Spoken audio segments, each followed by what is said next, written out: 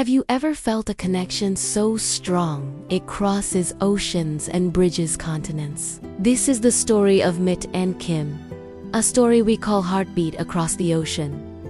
Mitte, a 55-year-old Turkish man, lived a quiet, orderly life in Thailand. As the branch director for a large tourism company, his days were filled with business trips and managing tour routes. He was reserved, serious, and always composed. His world was one of logic and schedules. One cold winter evening, while scrolling through a social media app with no real expectation, a radiant smile caught his eye. It belonged to Kim.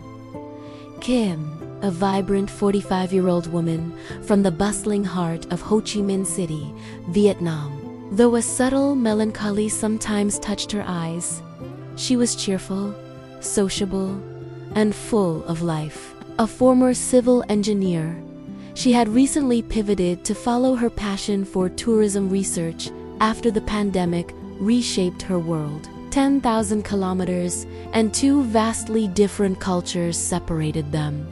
But something in Kim's gaze captivated Mitte.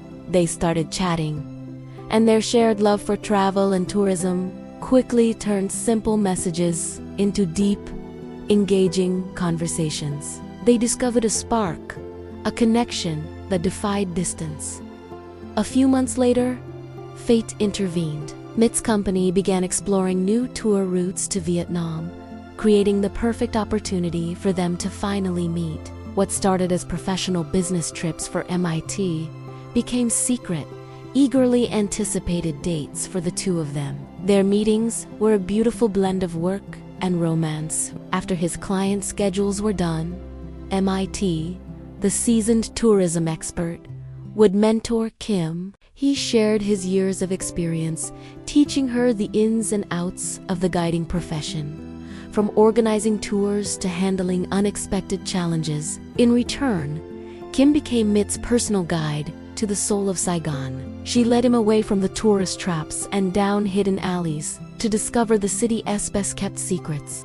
They savored traditional phaya in the Sholan area and tasted the famous Vietnamese mee from humble street-side stalls. She showed him the layers of history at the Independence Palace and the War Remnants Museum, helping him understand the depth and resilience of her city. With every shared meal, every lesson learned, and every story told, their hearts grew closer. Through late-night whispers and early morning texts, they both came to the same undeniable realization.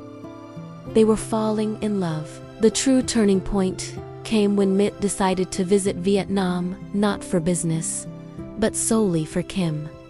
He booked a personal trip, dedicating every moment to her. The instant he walked through the arrival gate at the airport, he saw her, standing amidst the crowd.